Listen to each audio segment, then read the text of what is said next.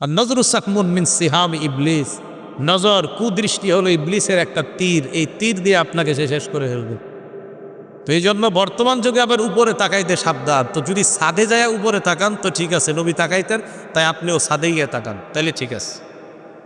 তো রসুল আকরাম সাল্লাল্লাহু আলাইহি সাল্লাম বেশিরভাগ সময় উপরে তাকাইতেন।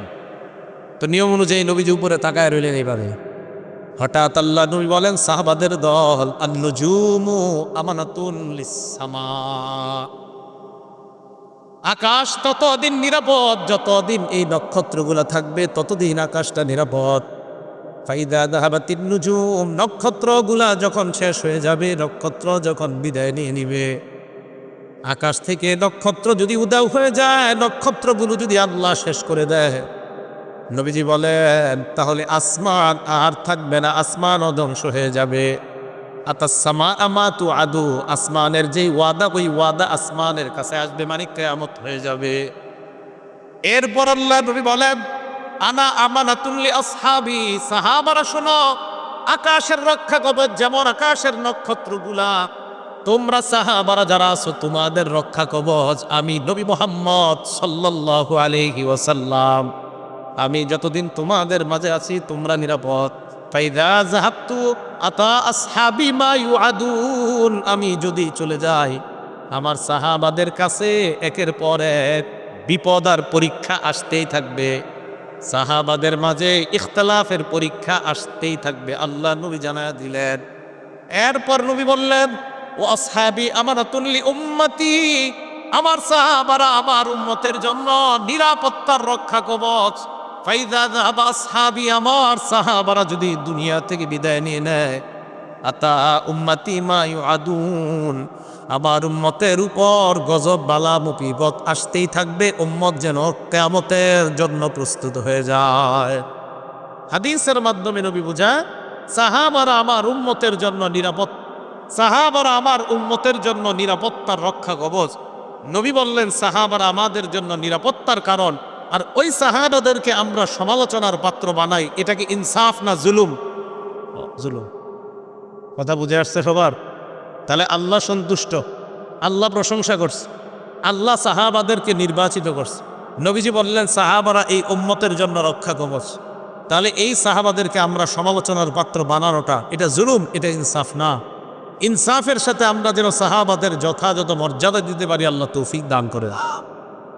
5 নাম্বার, সাহাবারা যতদিন দুনিয়াতে ছিল নবীজি বলেন ততদিন কল্যাণ। এই হাদিসটা মন দিয়ে শোনেন, দেখেন, সাহাবাদেরকে যারা দেখছে তারা যতদিন দুনিয়াতে আছে পরবর্তীদের জন্য কল্যাণ, তাদেরকে যারা দেখছে তারা দুনিয়াতে যতদিন থাকবে ততদিন কল্যাণ। এই 3 বারের কথা আসছে, পরে আর আসেনি। কিন্তু হাদিস গবেষণা করলে বোঝা যায় এই সিলসিলায় দেখতে দেখতে দেখতে দেখতে উলামায়ে কেরাম তাদের উস্তাদ, তারা তাদের উস্তাদ, তারা তাদের উস্তাদ, তারা তাদের উস্তাদ, তারা ইমাম বুখারী, এইভাবে ইমাম বুখারী তার উস্তাদকে, তার উস্তাদ তার উস্তাদকে, এইভাবে দেখতে দেখতে আব্দুল্লাহ ইবনে মুবারক ইমাম আবু হানিফাকে, এইভাবে দেখতে দেখতে হাম্মাদ, আলকামা, আব্দুল্লাহ ইবনে মাসউদ, রাসূলুল্লাহ সাল্লাল্লাহু আলাইহি সাল্লাম। এই সিলসিলা দেখা দেখা দেখা, এখান থেকে বোঝা যায় যে দেখা যারা মূলত ওই সিলসিলা থেকে দেখে আসতেছে তাদেরকে দেখার মধ্যে একটা কল্যাণ আছে। দলিল, একটা কিতাব আছে আস-সিলসিলাতুস সহিহা, এই কিতাবের 3283 নাম্বার হাদিস, 3283 নাম্বার হাদিস, আস-সিলসিলাতুস সহিহা। সাধারণ জনগণ জানেন না এটার লেখককে, জানা দরকার নাই। ক্বালা রাসূলুল্লাহ সাল্লাল্লাহু আলাইহি ওয়াসাল্লাম, লা তাজালুনা বিখাইরিন মা দামা ফিকুম মান রাআনি ওয়া সাহাবানি। নবীজি বলেন তোমরা ততদিন কল্যাণের মধ্যে থাকবা যতদিন তোমাদের মাঝে তারা থাকবে যারা আমাকে দেখছে আর আমার সান্নিধ্য গ্রহণ করেছে, আমার সোহবত গ্রহণ করেছে। দেখেন কি কয়, ওয়াল্লাহি লা তাজালুনা বিখাইরিন মা দামা ফিকুম মান রাআনি, পরেরটা মান রাআনি ওয়া সাহাবা মান সাহাবানি। আল্লাহর কসম তোমরা ততদিন কল্যাণের মধ্যে থাকবা যতদিন তোমাদের মাঝে তারা থাকবে যারা আমার সাহাবাদেরকে দেখছে, যারা আমার সাহাবাদের সোহবত গ্রহণ করেছে। প্রথমে বললেন আমার সাহাবারা যতদিন থাকবে, এরপরে বললেন আমার সাহাবাদেরকে যারা দেখছে তারা যতদিন থাকবে। এবার কি বলে দেখেন, ওয়াল্লাহি লা তাজালুনা মা দামা ফিকুম লা তাজালুনা বিখাইরিন মা দামা ফীকুম মান রাআনি ওয়া সাহাবা মান সাহাবানি। আল্লাহ নবী বলেন, আল্লাহর কসম, ততদিন তোমরা কল্যাণের মধ্যে থাকবা যতদিন তোমাদেরকে তারা, তাদেরকে যারা দেখছে তারা থাকবে, ততদিন কল্যাণের মধ্যে থাকবা। তাহলে রসুল আকরাম সাল্লাল্লাহু আলাইহি সাল্লাম দেখা আর দেখেন দেখা সোহবত বললেন। প্রথমে বললেন যারা আমাকে দেখছে, এরপরে বললেন আমার সাহাবাদেরকে যারা দেখছে, এরপরে বললেন আমার সাহাবারা যাদেরকে দেখছে, যারা আমার সাহাবাদেরকে দেখছে তাদেরকে যারা দেখছে। তাহলে এই দেখাটা দেখেন, যারা নবীকে দেখছে, যারা সাহাবাদেরকে দেখছে, এলো সাহাবা, যারা সাহাবাদের ছাত্রদেরকে দেখছে, যারা সাহাবাদের ছাত্রদেরকে দেখছে। তো এই দেখা দেখির থেকে আর সোহবত থেকে নবীজি বুঝাইতে চায়, সোহবত সান্নিধ্য কারো গ্রহণ করা, এইভাবে দেখে সিলসিলা বর্তমানে এই যে আল্লাহ ওয়ালা যারা ইসলাহের কাজ করে, এই সোহবত সেই ধারাবাহিকতা থেকেই। তো সোহবতের যে একটা উপকারিতা আছে, একটা কল্যাণ আছে, এটা হাদিস দ্বারা প্রমাণিত। যারা আমাকে দেখছে তাদেরকে যারা দেখছে ততদিন তোমরা কল্যাণের মধ্যে থাকবা। এই দেখা আর সংস্রব সোহবত থেকে বোঝা যায় আল্লাহ ওয়ালা ওলামাদের সোহবত সংস্রব, আর তাদেরকে দেখলে একটা কল্যাণ আল্লাহর থেকে পাওয়া যায়। তো রসুল আকরাম সাল্লাল্লাহু আলাইহি সাল্লাম এক নম্বরে সাহাবাদের কথা বললেন, তারে সাহাবারা কাল্লাম বিসমিল্লাহ। এখন আমি আপনাদের কাছে জানতে চাই, খুব বুঝেন, আপনারা সাধারণ জনগণ বুঝারই কথা, আর আমি অমনি কথা বলি। সাহাবাদেরকে যারা দেখছে তাদেরকে যারা দেখছে, তো দেখতে বর্তমান যুগ পর্যন্ত মানুষগুলো আছে না বলেন? তাহলে এই যুগে ওই সিলসিলার যারা আছে, তাহলে তাদের দিকে দেখলে একটা উপকারিতা আছে না নাই? তো এই যুগে কারা? ওলামায়ে কেরাম। তারা বলেন তো ওলামায়ে কেরাম, হক্কানি রব্বানি আল্লাহ ওয়ালা ওলামায়ে কেরাম। এই জন্য তাদের সান্নিধ্যে যাবেন, এই ইসলামী মাহফিলগুলোতে বেশি অংশগ্রহণ করার চেষ্টা করবেন। আল্লাহ তৌফিক দান করেন। সাহাবাদের মর্যাদা রক্ষা করার হুকুম করেছে নবীজি সাল্লাল্লাহু আলাইহি সাল্লাম। সাহাবাদের মর্যাদা রক্ষা করার জন্য নবীজি হুকুম করেছেন। ইবনে মাজা কিতাবের নাম, হাদিস নাম্বার 2363 নাম্বার হাদিস। ক্বালা রাসূলুল্লাহ সাল্লাল্লাহু আলাইহি ওয়াসাল্লাম, আল্লাহ নবী বলেন, ইহফাজু ফি আসহাবি সুম্মাল্লাযীনা ইয়ালুনাহুম সুম্মাল্লাযীনা ইয়ালুনাহুম। আমার সাহাবাদের মর্যাদা তোমরা সংরক্ষণ করবা, আমার সাহাবাদের মর্যাদা তোমরা হেফাজত করবা। এরপর যারা তাদের মর্যাদা তোমরা রক্ষা করবা। এরপর কারা? যারা সাহাবাদেরকে দেখেছে। সাহাবাদেরকে কারা দেখেছে? ইমাম আবু হানিফা দেখছে। কে দেখছে? রহমতুল্লাহ আলাইহি। কে দেখছে বলেন? আল্লাহ নবী কয় তাদের মর্যাদা রক্ষা করবা, আমার সাহাবাদের মর্যাদা রক্ষা করবা। আর আমার সাহাবাদের মর্যাদার পর তাদের মর্যাদা রক্ষা করবা। এর পরবর্তী প্রজন্ম যারা, এরপরের যারা, তাদের মর্যাদা রক্ষা করবা। সাহাবাদেরকে যারা দেখছে তাদেরকে বলা হয় তাবেঈ। ওই তাবেঈদের একজন হলেন আল ইমামুল আজম আবু হানিফা রাহমাতুল্লাহি আলাইহি। নবীজি বললেন এদের মর্যাদা রক্ষা করো। তাহলে সাহাবাদের মর্যাদা রক্ষা করা এটা নবীজির হুকুম। সাহাবাদের প্রশংসা করেছেন আল্লাহ, সাহাবাদের প্রতি আল্লাহ সন্তুষ্ট। সাহাবারা আল্লাহর নির্বাচিত বান্দা, সাহাবারা এই উম্মতের নিরাপত্তার রক্ষা কবচ, সাহাবারা এই উম্মতের জন্য কল্যাণ। সাহাবাদের মর্যাদা রক্ষা করার হুকুম নবীজি সাল্লাল্লাহু আলাইহি সাল্লাম করছেন। আল্লাহ আমাদের সকলকে সাহাবাদের মর্যাদা যেন আমরা রক্ষা করতে পারি, তাদের সমালোচনা শোনা বলা থেকে যেন বেঁচে থাকতে পারি, আল্লাহ তৌফিক দান করেন। সাহাবাদেরকে গালি দেওয়া 7 নম্বর কথা। এই গালি দেওয়া এটা হলো 7 নম্বর শিরোনাম, যে সাহাবাদেরকে যারা গালি দেয়, যারা সাহাবাদেরকে গালি দেয় 1 নম্বর, যারা সাহাবাদেরকে গালি দেয় তাদের উপর আল্লাহর অভিশাপ, ফেরেশতাদের অভিশাপ, দুনিয়ার সব মানুষের অভিশাপ। আবার বলছি, আরে ঠিক মানে আসলেই ঠিক, এটা হাদিসে আইছে, ঠিক হইব না কা? যারা সাহাবাদের সমালোচনা করে, সাহাবাদেরকে গালি দেয়, তাদের উপর আল্লাহর অভিশাপ, ফেরেশতাদের অভিশাপ, সমস্ত মানুষের অভিশাপ। এটা কিতাব আছে নাম আল জামিউস সগীর। এই কিতাবের 8715 নম্বর হাদিস, ইমাম সুয়ুতী রহমতুল্লাহ আলাইহি লেখা। এখানে আসছে ক্বালা রাসূলুল্লাহ সাল্লাল্লাহু আলাইহি ওয়াসাল্লাম, নবীজি বলেন, মান সাব্বা আসহাবি, যারা আমার সাহাবাদেরকে গালি দেয়, ফালাইহি লানাতুল্লাহ, যেই ব্যক্তি আমার সাহাবাদেরকে গালি দেয় তার উপর আল্লাহর অভিশাপ, ওয়াল মালাইকা, ফেরেশতাদের অভিশাপ, ওয়ান নাসি আজমাইন, সমস্ত মানুষের অভিশাপ। তাহলে আমরা সাহাবাদেরকে কখনো গালি দিব না, যারা গালি দেয় তাদের কথা শুনবো না। কাজী ইনশাআল্লাহ সাহাবাদের ব্যাপারে কোনো কথা এগুলো আমরা কান দিব না। 2 নম্বর, সাহাবাদেরকে যারা গালি দেয়, নবীজি সাল্লাল্লাহু আলাইহি সাল্লাম তাদেরকে গালি দিতে নিষেধ করে দিয়েছেন। নবীজি সহিহ বুখারী হাদিস নাম্বার 3673 নম্বর হাদিস, ক্বালা রাসূলুল্লাহ সাল্লাল্লাহু আলাইহি ওয়াসাল্লাম, আল্লাহ নবী বলেন, লা তাসুব্বু আসহাবি, তোমরা আমার সাহাবাদেরকে গালি দিও না। এবার আল্লাহ নবী বলেন, কোন সাহসে আমার সাহাবাদেরকে তোমরা গালি দাও? ফা ইন্না আহাদাকুম লাউ আনফাকা মিসলা উহুদিন যাহাবা, তোমাদের কেউ যদি উহুদ পাহাড় সমপরিমাণ স্বর্ণ আল্লাহর রাস্তায় দান করো, কি পরিমাণ? উহুদ পাহাড় পরিমাণ স্বর্ণ। উহুদ পাহাড় পরিমাণ স্বর্ণ যদি আল্লাহর রাস্তায় দান করো, মা বালাগ বুদ্দা আহাদিহিম, সাহাবারা এই দুই হাত দিয়ে যা দান করে তোমাদের উহুদ পাহাড়ের সমান পরিমাণ স্বর্ণ সাহাবাদের ওই দুই হাত পরিমাণ দানের কাছেও পুষতে পারবে না। নবীজি বলেন ওয়ালা নাসিফা, প্রথমে বলছে দুই হাত, এরপর বললেন ওয়ালা নাসিফা, অর্ধেক না, অর্ধেক মানে এক হাত। মুদ্দা মানে দুই হাত, নাসিফা মানে এক হাত। আল্লাহর নবী কয় দুই হাত পরিমাণ, নবী কয় না না এক হাত। উহুদ পাহাড় পরিমাণ স্বর্ণ যদি তোমরা আল্লাহর রাস্তায় দান করো, সাহাবাদের দুই হাত পরিমাণ দান, নবী কয় না অর্ধ হাত মানে অর্ধ মুদ মানে এক হাত পরিমাণ দানের কাছেও বুঝতে পারবে না। তাহলে যাদের দানের মূল্য আল্লাহর কাছে এত বেশি যে তাদের এক হাত পরিমাণ দানের কাছে আমাদের উহুদ পাহাড় পরিমাণ স্বর্ণের দানের এটার কাছাকাছি যেতে পারবো না।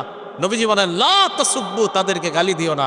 তো সাহাবাদেরকে যারা গালি দেয় তাদের যে মজলিসে গালিগুলা হয় এই সমস্ত মজলিসে যাবো না, বসবো না, শুনবো না। আল্লাহ তৌফিক দান করেন।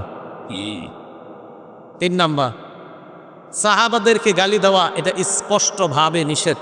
হাদিসের মধ্যে আরেকটা নিষেধাজ্ঞা দেখেন, কেন বলে এইখান থেকে দেখেন এই মজলিসের কি প্রয়োজন। এই যে খানকায় হযরত মাওলানা হাফিজুল্লাহ রহমতুল্লাহ আলাইহি এই খানকার উদ্যোগে ইসলামী মাহফিলের প্রয়োজনীয়তাটা এই হাদিস থেকে সাহাবাদের ব্যাপারেও জানেন আর মজলিসের প্রয়োজনীয়তা জানেন। আমি এই হাদিস পড়ে অবাক হয়েছি। দেখেন কি কয়, লা তাসুব্বু আসহাবা মুহাম্মাদিন সাল্লাল্লাহু আলাইহি ওয়াসাল্লাম, শারহুত তাহাওয়িয়া একটা কিতাব, এই কিতাবের 693 নম্বর হাদিস, হাদিসের মান হাসান।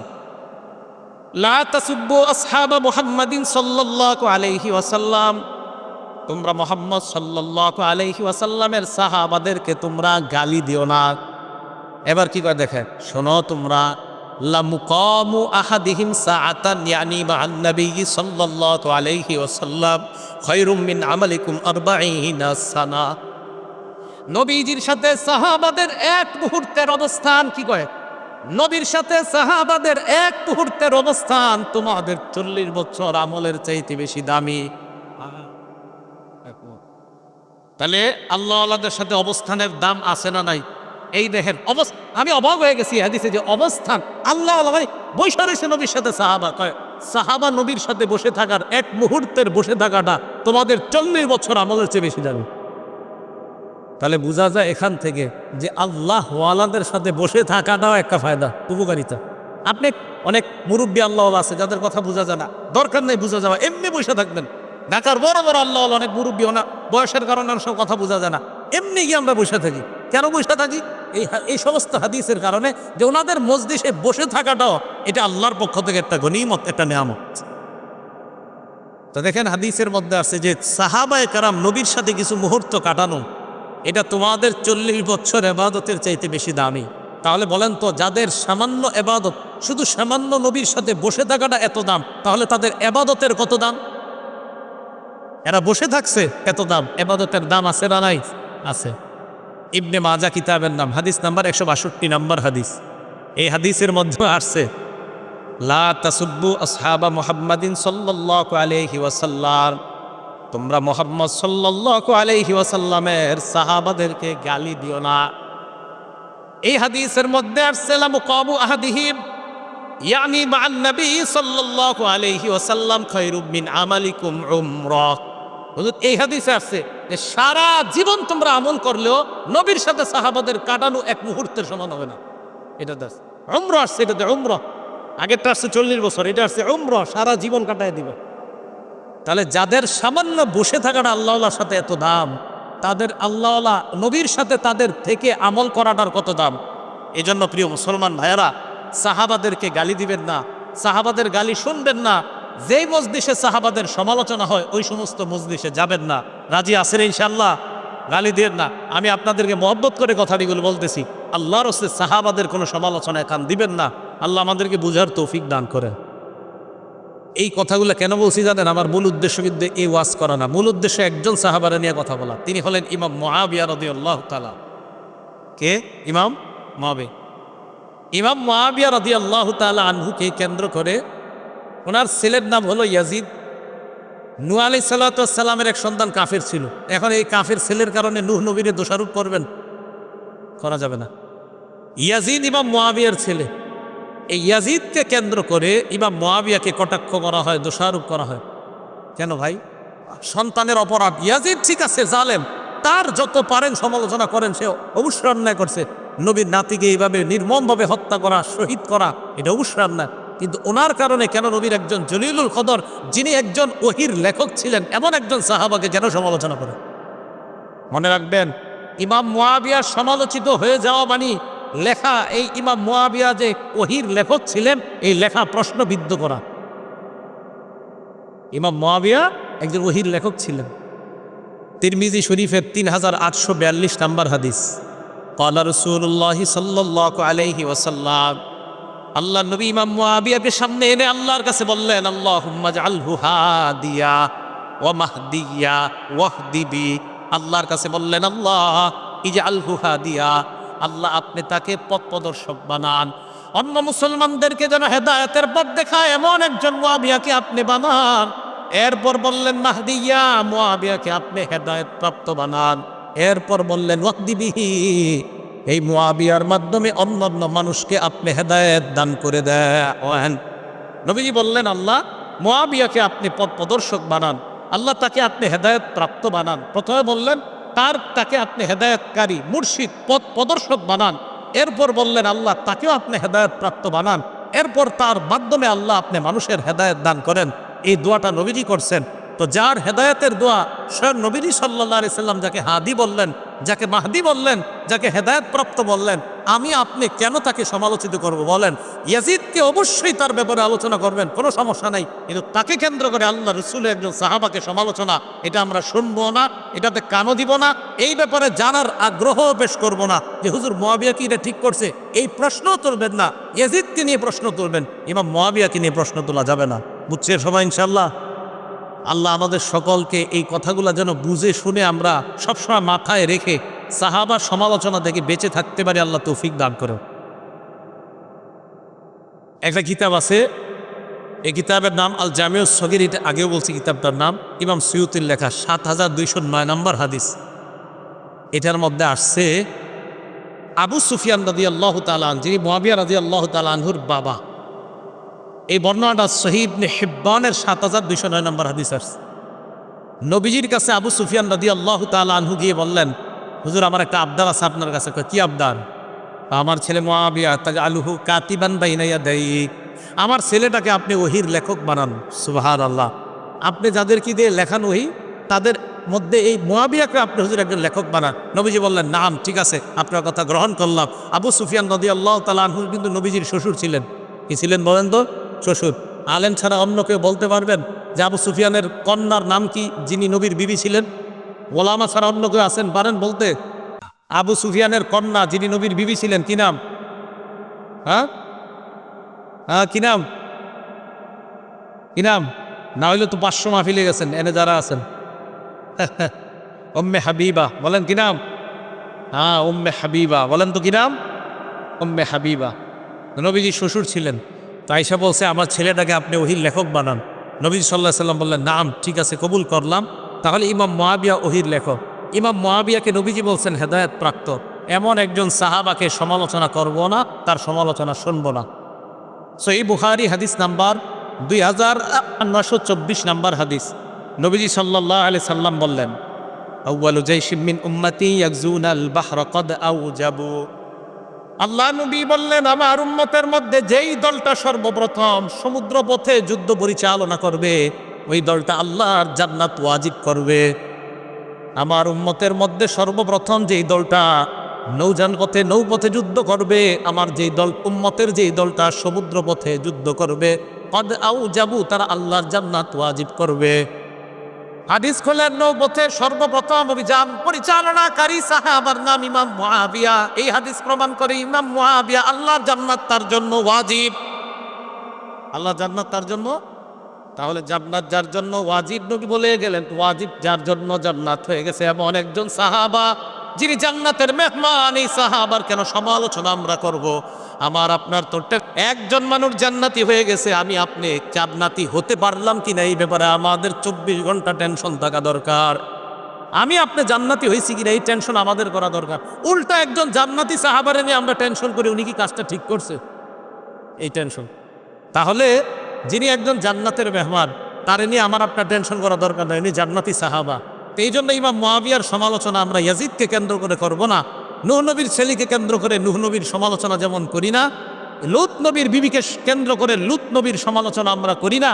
তো যেমনিভাবে লূত নবীর বিবি ছিল একজন কাফেরা, এই কাফের বিবিকে কেন্দ্র করে কিন্তু লূত নবীর সমালোচনা আমরা করি না।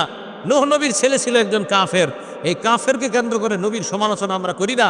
ইমাম মুআবিয়ার ছেলে ইয়াজিদ অবশ্যই জুলুম করেছে, হুসাইন রাদিয়াল্লাহু তাআলা আনহুর সাথে অন্যায় করেছে। এই জালেম সন্তানের কারণে একজন আদেল ইনসাফগার সাহাবার ব্যাপারে আমরা সমালোচনা করি না, যার ব্যাপারে অনেক সাহাবারা বলেন মা রাআইতু বাদা রাসূলিল্লাহ সাল্লাল্লাহু আলাইহি সাল্লাম আসওয়াদা মিন মুআবিয়া, যে আল্লাহ রাসূলের পরে মুআবিয়ার চেয়ে সঠিক নেতৃত্ব দানকারী পৃথিবীতে আর কাউকে দেখিনি। অনেক সাহাবার বক্তব্য এটা। ইমাম মুআবিয়ার নেতৃত্ব নিয়ে আপনি প্রশ্ন তুলতেই পারবেন না। ওনার দ্বারা ইসলামের যে পরিমাণ কাজ হয়েছে, বিশেষ করে ইলমি খেদমত যে পরিমাণ হয়েছে, ইমাম মুআবিয়া রাদিয়াল্লাহু তাআলা। তো বুঝাইতে চাইলাম, যার ইসলামের এত অবদান তার ব্যাপারে আমরা সমালোচনা করব, তার ব্যাপারে নাক গলানো এটা আমাদের উচিত না। আল্লাহ বুঝার তৌফিক দান করেন। বুখারী শরীফের 3762 নম্বর হাদিস, এই হাদিসের মধ্যে আসছে আব্দুল্লাহ ইবনে আব্বাসকে গিয়ে একজন বিচার দিছে ইমাম মুআবিয়ার নামে। বিচার দেওয়ার পরে ইবনে আব্বাস কয় তুমি কি বললা? কয় হুজুর মুআবিয়া তো এই কাজ করে, বিতির নামাজের ব্যাপারে একটা মাসালা। ইবনে আব্বাস কয় দা এটা ছাড়ো মিয়া, এই ব্যাপারে কথা বললো না। ইন্নাহু ফাকিহ, ইমাম মুআবিয়া একজন ফকিহ সাহাবা, ফকিহ সাহাবা। ইমাম মুআবিয়ার আমল নিয়ে তুমি প্রশ্ন তুলতে পারো না, কারণ ইমাম মুআবিয়া একজন ফকিহ। সাহাবারা ইমাম মুআবিয়ার প্রশংসা করতেছে, সাহাবারা ইমাম মুআবিয়ার প্রশংসা। ইবনে তাইমিয়া রাহমাতুল্লাহ লেখছে ইমাম মুআবিয়ার ব্যাপারে আফজলুল মুলুক, লেখছে আফজলুল মুলুক। পুরা পৃথিবীর মধ্যে নবীজির পরে যত নেতৃত্বের গুণাবলী যদি সদ্দিকে যে পৃথিবীর উন্নতি সাধন হয়েছে কোন মুসলমানের নেতৃত্বের আমলে, ইবনে তাইমিয়া লিখেছেন তিনি ইমাম মুআবিয়া। তো এই জন্য এমন একজন সাহাবা যার দ্বারা ইসলামের এত খেদমত হয়েছে, বলেন তার কি সমালোচনা করব আমরা? না, আমরা তার সমালোচনা করব না, বরং তাকে আমরা অনুসরণ করব, তার আমলের অনুসরণ করব। আল্লাহ তৌফিক দান করেন। তার আমলের অনুসরণ কেন করতে হবে আমাদের? কথা বুঝেন। নাসাই শরীফের হাদিস নাম্বার 4191 নাম্বার হাদিস, মন দিয়ে শোনেন এই হাদিসটা। বর্ণনাকারীর নাম আব্দুর রহমান ইবনে আব্দে রব্বিল কাবাহ। এত বড় নাম মনে রাখা দরকার নাই, শুধু আব্দুর রহমান মনে রাখলে চলে। তিনি বলেন আতাইতু ইলা আব্দুল্লাহ ইবনে আমরিন ওয়া হুয়া জালিসুন ফি জিল্লিল কাবা, নবীর সাহাবা আব্দুল্লাহ ইবনে আমরের কাছে আমি আসলাম। আসার পর আমি দেখলাম উনি কাবার ছায়ার মধ্যে বসা। কাবা শরীফের ছায়া, এই ছায়ার মধ্যে আল্লাহ নবীর সাহাবা আব্দুল্লাহ ইবনে আমর বসা। ওয়ান্নাসু আলাইহি মুজতামিউন, জনগণ তার সামনে ঘেরাও করে আছে, তার থেকে নসিহত শুনতে চায়। হঠাৎ আব্দুল্লাহ ইবনে আমর বললেন বাইনা নাহনু মা রাসূলিল্লাহি সাল্লাল্লাহু আলাইহি ওয়াসাল্লাম, আমরা আল্লাহ নবীর সাথে ছিলাম, আল্লাহ নবীর সাথে সফর করতেছিলাম। ফি সাফারিন ইদ নাযালনা মানজিলা, সফর করতে করতে এক জায়গায় যাত্রা বিরতি দিলাম। যাত্রা বিরতি দিয়ে সবাই নিজের বাহন থেকে নামলাম। সাহাবাদের মাঝে তিনটি দল হয়ে যায়। ফামিন্না মাইয়াদ্রিবু খিবাআ, আমাদের মাঝে একদল সাহাবা তাবু টানাইতেছে, তাবুর ছায়ার মধ্যে আশ্রয় নিবে। ওয়াবিন্না মাইয়ানতাদিলু, আরেক দল তীর প্রতিযোগিতা করতেছে। ওয়াবিন্না মান হুয়া ফি জাশরাতিহি, আরেক দল চারণভূমির মধ্যে পশুগুলা চড়াইতেছে, ঘাস খাওয়ায়, পানি খাওয়ায়। ইজনাদা মুনাদি রাসূলিল্লাহি সাল্লাল্লাহু আলাইহি ওয়াসাল্লাম, হঠাৎ আল্লাহ নবীর আহ্বানকারী ঘোষণাকারী তাদের সামনে আইসা ঘোষণা দেয় আসসালাতু জামিআ, ও সাহাবারা নামাজের সময় হয়ে গিয়েছে, সবাই জামাতে আসো। ফাজতামানা, আমরা জামাতে গেলাম। জামাতে যাওয়ার পর সবাই দাঁড়িয়ে রইলাম। কামা ফিনা রাসূলুল্লাহ ফাখাতাবানা, আল্লাহ নবী আমাদের সামনে দাঁড়াইলেন, দাঁড়িয়ে নবী ভাষণ দিলেন। নামাজে আমরা দাঁড়াইলাম, ওই মুহূর্তে নবী আমাদের সামনে দাঁড়ায় ভাষণ দিলেন। মানে কাতার সোজা সোজা চলতেছে, করা হইতেছে, নবীজি একটা ভাষণ দিলেন। উজানি মাদ্রাসার মাহফিলে গেছেন কেউ? ওখানে দেখবেন ওই কাতার সোজা করতে একটু দেরি হতো, 10 লাখ লোক আরো অনেক লোক হয়, তো এটা করতে করতে উজানি মাদ্রাসায় আব্দুর রহমান সাহেব জোরালো ভাষণ দিতে থাকে দীর্ঘক্ষণ। তো নবীজি সাল্লাল্লাহু আলাইহি সাল্লাম সাহাবা একরাম জামাতে দাঁড়াইতেছে, নবীজি সবার সামনে দাঁড়ায় একটা ভাষণ দিলেন। ভাষণের মধ্যে আল্লাহ নবী বললেন, শোনো সাহাবাদের দল, লাম ইয়াকুন নাবিয়্যুন ক্বাবলি ইল্লা কানা হাক্কান আলাইহি আইয়াদুল্লা উম্মাতাহু আলা মা ইয়ালামুহু খায়রাল লাহুম। আমার পূর্বে যত নবী দুনিয়াতে আসছে, সমস্ত নবীর মৌলিক দুইটা দায়িত্ব। 1 নম্বর, ওই নবী তার উম্মতকে কল্যাণকর বিষয়ে জানা দেওয়া। 2 নম্বর, ওয়ায়ুনজিরু কওমাহু মা ইয়ালামুহু শাররাল লাহুম। উম্মতের জন্য যা অকল্যাণকর, ওই অকল্যাণকর বিষয় থেকে উম্মতকে সতর্ক করা। বলেন সব নবীর মৌলিক দায়িত্ব কয়টা ছিল? 1 নম্বর, উম্মতের জন্য যা কল্যাণকর এটা উম্মতকে জানা দেওয়া। 2 নম্বর, যা অকল্যাণকর তা থেকে উম্মতকে সতর্ক করা। এবার নবীজি সাহাবাদেরকে যে কথাটা বললেন, এই কথাটা একটু মন দিয়ে শোনেন। নবীজি কি বলে দেখেন, সাহাবারা তোমরা শোনো, ইন্না উম্মাতাকুম হাদিহি জুইলাত আফিয়াতুহা ফি আউয়ালিহা। আমার উম্মতের মধ্যে প্রথম দিকের উম্মত যারা, তাদেরকে নিরাপত্তা দেওয়া হয়েছে, তাদেরকে ফিতনা ফাসাদ থেকে মুক্ত রাখা হয়েছে আমি নবীর খাতিরে। তোমরা ফিতনা ফাসাদ থেকে মুক্ত। ওয়া ইন্না আখিরাহা, আর আমার উম্মতের শেষে যারা আসবে আমি আপনি আমরা। নবীজি বলেন, ফাতাজি উল ফিতান ইউসিবুহুম বালাউন ওয়া উমুর। তাদের কাছে একের পর এক ফিতনা আসতেই থাকবে, ফিতনা আসতেই থাকবে। ইউনকিরুনা হাজি, ফিতনাগুলা, যে পরীক্ষাগুলা তারা অপছন্দ করবে। আল্লাহ নবী বলেন, ফাতাজি উল ফিতান, ফিতনা আসবে। ফিতনা আসলে ফায়ুদাক্কিকু বাদুহা লিবাদিন, আগের ফিতনাটা পরের ফিতনার কাছে তুচ্ছ মনে হবে। মুসলমান ভালো করে মনে রাখবেন, করোনা ভাইরাসের মধ্যে মনে করেছিলাম এত বড় গজব মনে হয় দুনিয়াতে আর আসে নাই। আল্লাহ নবী বুঝায়, যেই গজবে আসো, পরের গজবটা যখন দেখবা মনে হবে আগের গজবটা পরের গজবের কাছে কিছুই না। ফায়ুদাক্কিকু বাদুহা লিবাদিন, পরের গজবের কাছে আগের গজব কিছুই মনে হবে না। নবী বলেন, ফাতাজিউল ফিতনার, ফিতনা আসবে। ফায়াকুলুল মুমিনু হিয়া মুহলিকাতি, ফিতনা আসলে ইমানদার বলবে আমাকে এই ফিতনা ধ্বংস করবে। ফাতান কাশিফ, ফিতনা উঠিয়ে যাবে। সুম্মা তাজিউল ফিতনা, আবার ফিতনা আসবে, ইমানদার মনে করবে আমি ধ্বংস। নবীজি বলেন, ফাতান কাশিফু, আবার ফিতনা উঠে যাবে। আল্লাহ নবী কয়, শোনো, গজবের মধ্যে তোমাদের মরণ হয়েও যেতে পারে। মরণ যদি তোমাদের হয়ে যায়, আল্লাহ নবী বলেন, ফালতুদরিকহু মাউতাতুহু, তোমার মরণটা যেন এমন অবস্থায় হয়, ওয়া হুয়া মুমিনুন বিল্লাহি ওয়াল ইয়াউমিল আখির। আল্লাহ নবী বলেন, ওই গজবের সময় যখন তুমি মরবা, তোমার মরণটা যেন এমন অবস্থায় হয় যে তুমি আল্লাহ মানো আর আখেরাত মানো। নবী কয়, যদি তুমি দুইটা জিনিস চাও, কি?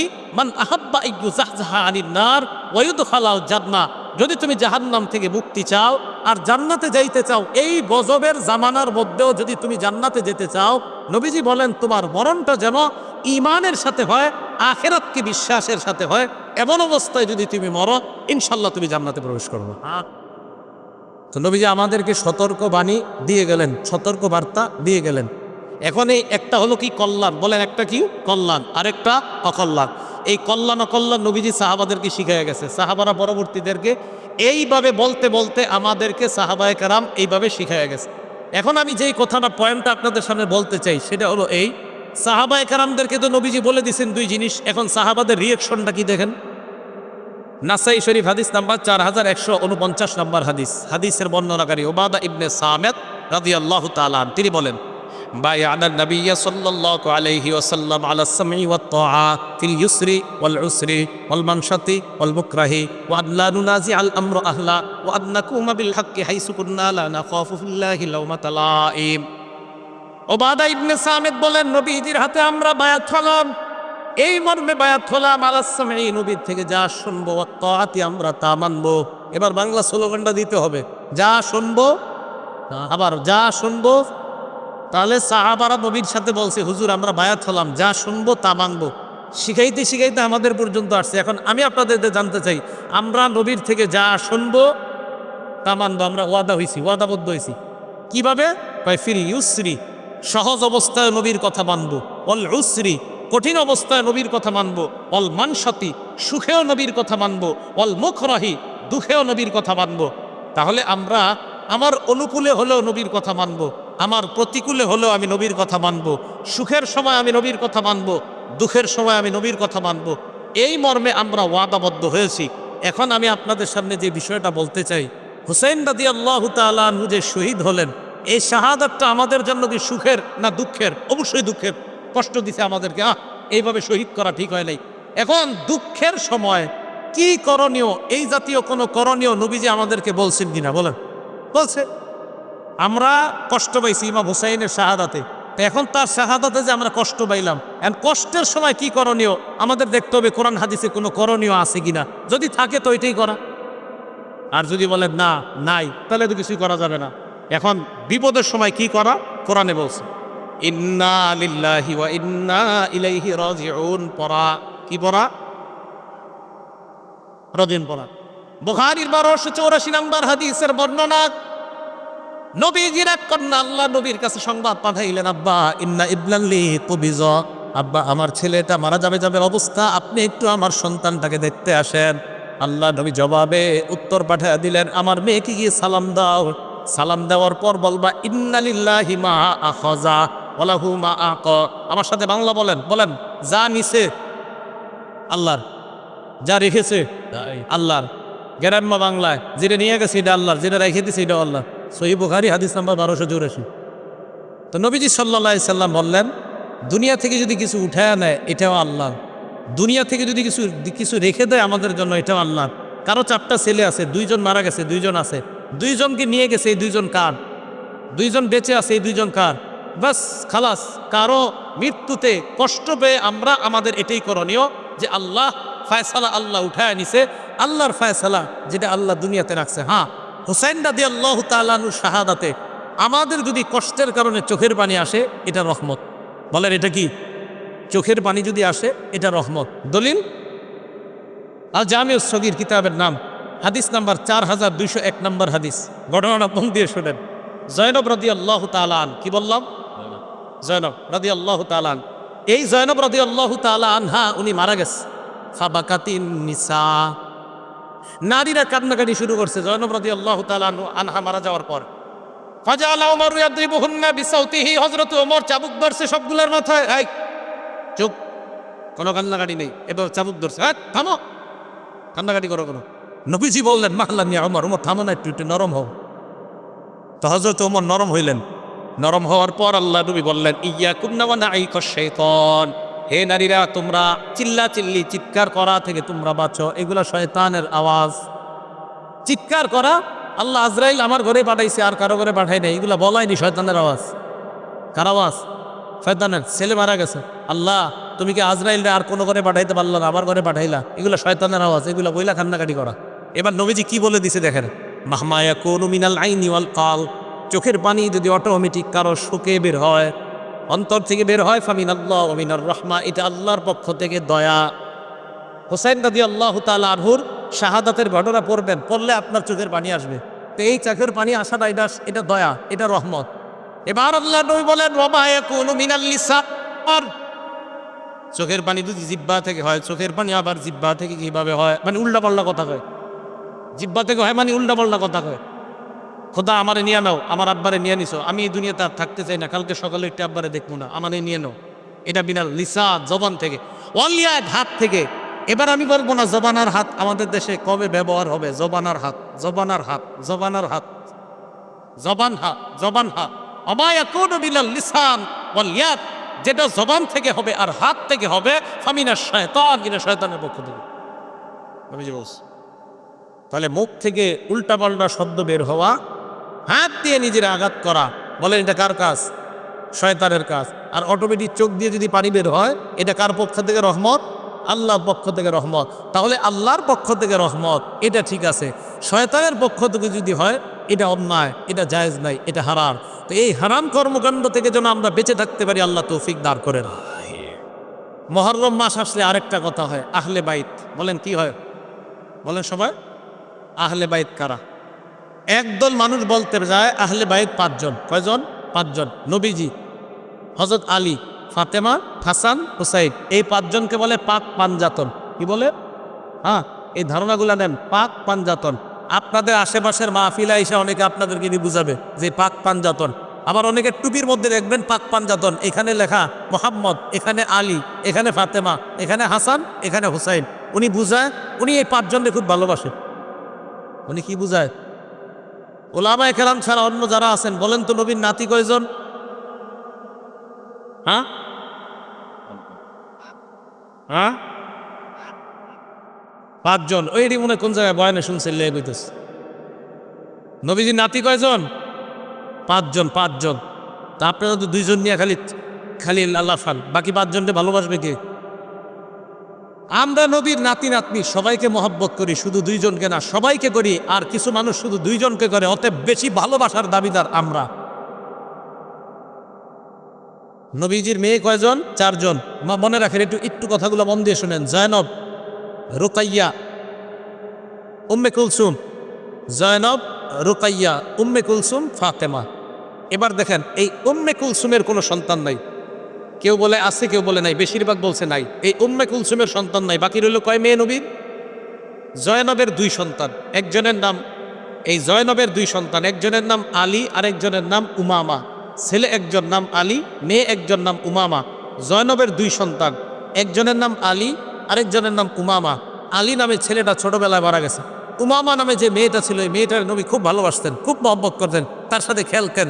নামাজে গেলে নবীজির কাঁধে উঠতো এই মেয়েটা, নাতনিটা। আর দেখেন কত মহব্বতের একজন নাতনি, যার নাম আপনারা জানেন না, অথচ আপনারা লাফান খালি দুইজন নিয়ে। তাহলে নবীজির দুইজন নাতি, একজন নাতি আর একজন নাতনি পাইলাম। জয়নবের ঘরে দুইজন পেয়ে গেলাম, এক ছেলে এক মেয়ে। এবার আসেন রুকাইয়া। এই রুকাইয়ার ঘরে একজন ছেলে, নাম আব্দুল্লাহ। বলেন কি নাম? তাহলে মোট কজন হলো? তিনজন।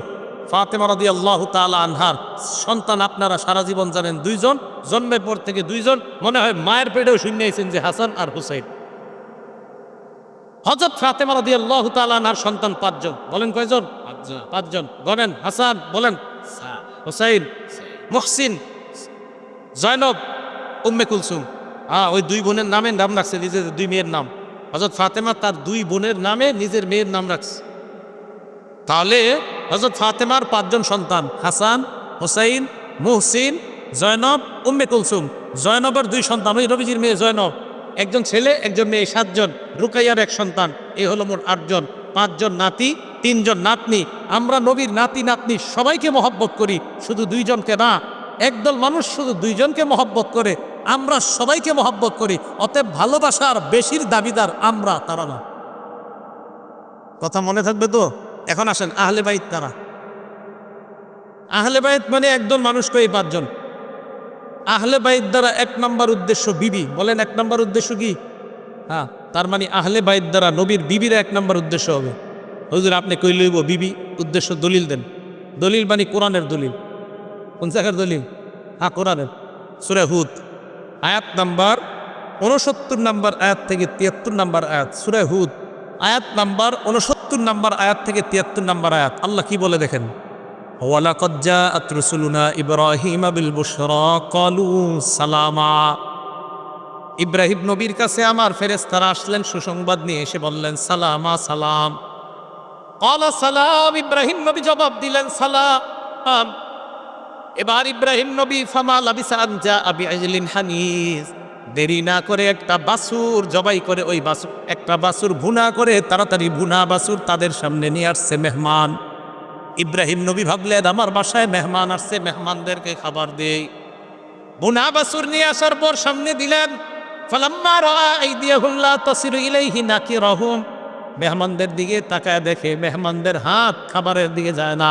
ফেরেশতারা কি খায়নি? তো ইব্রাহিম নবী তো জানেন এরা যে ফেরেশতা।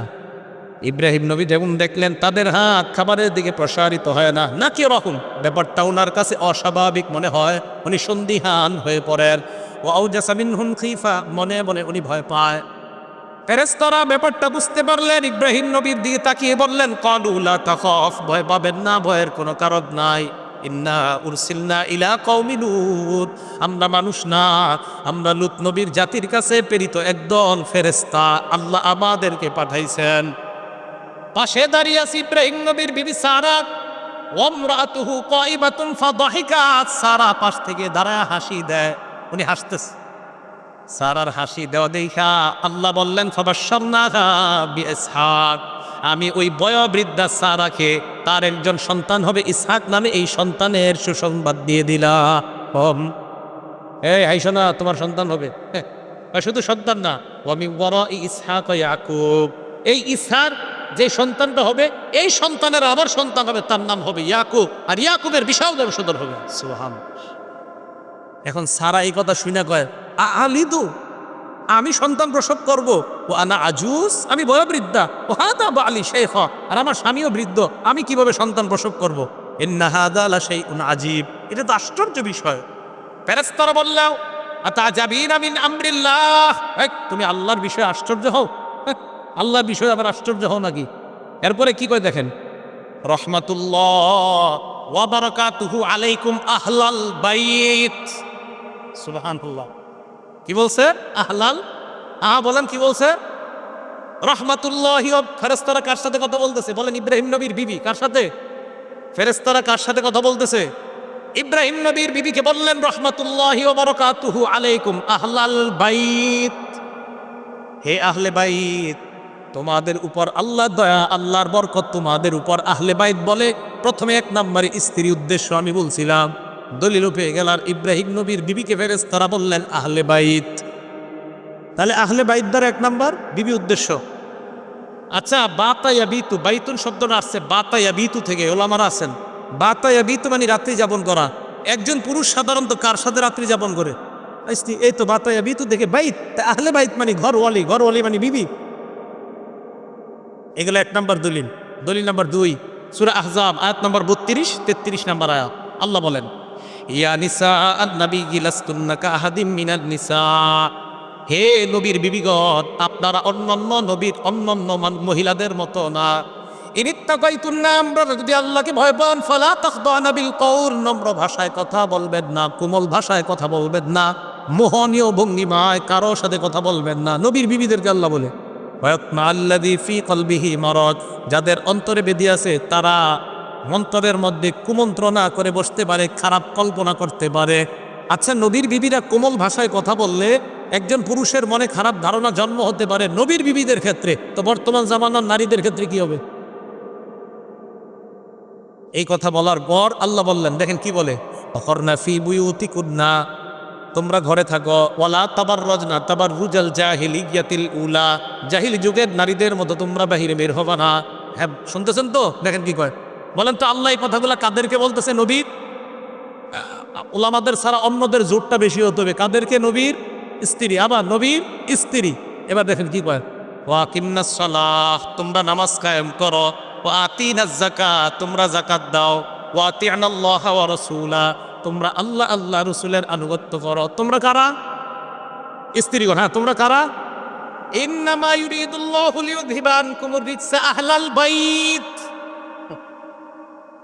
হে আহলে বাইত, নবীর বিবিগণ, তোমাদের থেকে আল্লাহ নাপাকি দূর করতে চায়। তাহলে আহলে বাইত দ্বারা এক নম্বর উদ্দেশ্য বিবি। তাহলে আহলে বাইত মানে 5 জন না, আমরা বলি আহলে বাইত মানে নবীর বিবিগণ, আহলে বাইত মানে হাসান হুসাইন ফাতেমা, আহলে বাইত মানে নবীর পরিবারের সবাই। আমরা আহলে বাইত সবাইকে ভালোবাসি, মহব্বত করি, শুধু 5 জনকে না, বরং আমরা নবীর সমস্ত পরিবারকে মহব্বত করি। কি বলেন? আমরা শুধু 5 জনকে না, আমরা সবাইকে ভালোবাসি। এরপরে আমগরে বলে আমগো ভিতরে নবীর প্রেম নাই। আপনি মাত্র 5 জনকে মহব্বত করলেন, আর আমি করলাম পুরো পরিবারের সকলকে, তা আপনি আমারে বললেন যে আপনার মধ্যে নবীর প্রেম নাই। এটা ইনসাফের কথা না, এটা জুলুমের কথা। এই কথাগুলা যারা এই 5 জনকে আহলে বাইত মনে করে তাদেরকে বুঝাবেন। এখন কথা হলো, হাসান হুসাইনও যে আহলে বাইত, এটার দলিল কি? ওনারাও যে আহলে বাইত হতে পারে, এটার দলিল কি? এই আয়াত নবীর উপরে যখন নাজিল হয়েছে তখন নবী তার স্ত্রী উম্মে সালামার ঘরে ছিলেন। মুসলিম শরীফের 2424 কত হয় 2424 নম্বর হাদিস। নবীজি সাল্লাল্লাহু আলাইহি সাল্লাম খরাজা রাসূলুল্লাহ গাদাতান, সকালবেলা ঘর থেকে বের হয়েছে, ও আলাইহি মিরতুন মুরাহহালুন মিন শারিন আসওয়াদ, কালো পশম দ্বারা অঙ্কিত করা একটা চাদর নবীর গায়ে ছিল। তো এই চাদর গায়ে দিয়ে নবী বের হয়েছে কখন? যে অবস্থায় নবী ঘরে ছিলেন ওই অবস্থায় নবীর উপর আয়াত নাজিল হয়েছে যে আপনার বিবিদের থেকে আল্লাহ, মানে আহলে বাইতদের থেকে আল্লাহ অপবিত্রতা দূর করতে চায়। নবী ঘর থেকে বের হয়ে দেখছে হযরত হাসান আসছে, আসার পর নবীজি আদখালা হাসান রে চাদরের ভিতরে ঢুকেছে, বুঝছেন? এরপরে হুসাইন আসছে, হুসাইনকেও ঢুকাইছে। সুম্মা জা আলী ফাদ খালা, হযরত আলী আসছে, আলীকেও ঢুকাইছে। সুম্মা জা আত ফাতেমা, ফাতেমা আসছে রাদিয়াল্লাহু তাআলা। এই ফাতেমা আসার পর আদখালাহা, তাকেও চাদরের ভিতরে ঢুকায়া কয়, এই শোনো আহলে বাইত শুধু বিবিরা না, আমার এই সন্তানরাও আহলে বাইত। তারা দেখছেন এই চাদরের ভিতরে কেন্দ্র করে কয় এই বাদ পান চাদর না গো, বাকিগুলা আল্লাহ যে উদ্দেশ্যে আয়াত নাজিল করছে এটি তো বললেন না। তাহলে আয়াত নাজিল করছে আহলে বাইত কেন্দ্র করে, প্রথম উদ্দেশ্য বিবিগণ। এরপরে নবী হাদিসের ব্যাখ্যায় বুঝাই দিয়েছে শুধু বিবিগণ না, আমার সন্তানগণ, আমার পরিবারের আরো যারা, তারাও আহলে বাইত। বলেন আমরা আহলে বাইত শুধু 5 জনকে মহব্বত করি না, সব আহলে বাইতকে মহব্বত করি। হ্যাঁ, সব আহলে বাইতকে মহব্বত করি। আল্লাহ পাক রব্বুল আলামিন আমাদের সকলকে মুহররম মাসকে কেন্দ্র করে যেই সমস্ত কথাগুলো হয়, কারবালার ঘটনা আপনারা অনেক শুনেছেন হয়তো, তো এই জন্য যেই বিষয়গুলো সাধারণত আনা হয়, এই বিষয়গুলো যেন আর না আনা হয়। শুধুমাত্র 5 জনকে মহব্বতের কথা যেন বলা না হয়, নবীর পুরো পরিবারকে যেন মহব্বতের কথা বলা হয়। হযরত হুসাইনকে কেন্দ্র করে অবশ্যই ইয়াজিদের ব্যাপারে, ইয়াজিদ যা যা করেছে, অন্যায় করেছে, অবশ্যই এগুলো বলা দরকার। কিন্তু এটাকে কেন্দ্র করে যেন ইমাম মুআবিয়াকে সমালোচনা করা না হয়, সাহাবাদেরকে সমালোচনা করা না হয়। আল্লাহ পাক রব্বুল আলামিন সাহাবা সমালোচনা থেকে আমাদেরকে বেঁচে থেকে আমরা যেন আমাদের ঈমানকে খাঁটি করে দুনিয়া থেকে আমরা বিদায় নিতে পারি, আল্লাহ তৌফিক দান করেন। আমিন। ওয়া আখিরু দাওয়ানা আনিল হামদুলিল্লাহি রাব্বিল আলামিন। আসসালামু আলাইকুম ওয়া রাহমাতুল্লাহ।